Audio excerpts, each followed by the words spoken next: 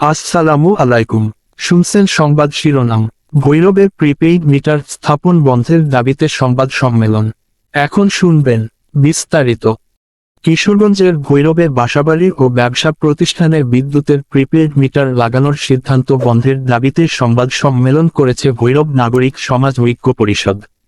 সোমবার বেলা 12টার দিকে Bhairab press club মিলনায়তনে এ সংবাদ সম্মেলনের আয়োজন করা হয়। সম্মেলনে লিখিত বক্তব্য পাঠ করেন ভৈরব নাগরিক সমাজ ঐক্য পরিষদের সদস্য সচিব ও পৌর ৩ নং ওয়ার্ড সাবেক কাউন্সিলর মোহাম্মদ আখতারুজ্জামান।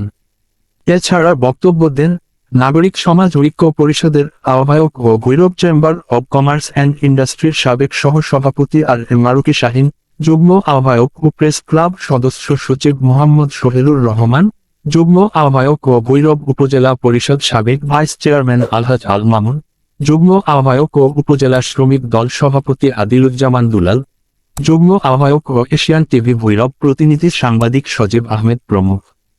এছাড়াও বক্তব্য দেন পৌর ১০ নং ওয়ার্ড সাবেক কাউন্সিলর মাহিন সিদ্দিকী, ফুটওয়্যার মালিক সমিতির সাংগঠনিক সম্পাদক মোস্তফা কামাল, মশার কয়েল মালিক শিল্প সমিতির সভাপতি মোস্তাফিজুর রহমান সোহাগসহ বিভিন্ন ব্যবসায়ী সংগঠনের নেতৃবৃন্দ। সংবাদ সম্মেলনে লিখিত বক্তব্যে বক্তারা বলেন, প্রিপেড মিটারটি একটি অ্যানালগ পদ্ধতি, স্মার্ট পদ্ধতি নয়।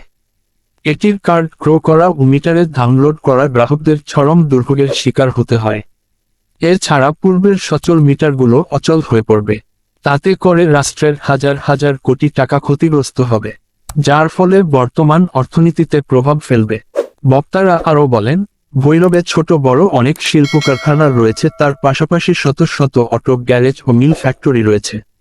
যদি প্রতিষ্ঠানগুলোতে প্রিপেইড মিটার লাগানো হয় তাহলে এই মিটারে অগ্রিম টাকা ঢুকাতে হবে। এতে করে অনেক কারখানায় রাতে কাজের সময় হুট করে মিটারের টাকা শেষ হয়ে গেলে বন্ধ হয়ে যায়। ফলে ব্যবসায়ীদের মালামাল নষ্ট হওয়ার সম্ভাবনা থাকে। এদিকে ক্ষতির কারণে মিল কারখানাগুলো বন্ধ হয়ে যেতে পারে, ফলে শ্রমিকরা বেকার হয়ে যাবে।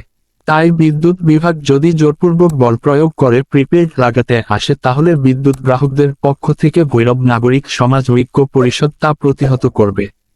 দুদিন আগে ব্যবসায়ী সংগঠনগুলো ৩ দিনের আলটিমেটাম দিয়েছে বিদ্যুৎ বিভাগকে। আমরা এখনই কোনো রকম অরাজকতা চাই না। আমরা বিদ্যুৎ বিভাগের ঊর্ধ্বতন কর্তৃপক্ষের সঙ্গে আলোচনা করে কোনো সুফল না পেলে কঠোর আন্দোলনে যাব।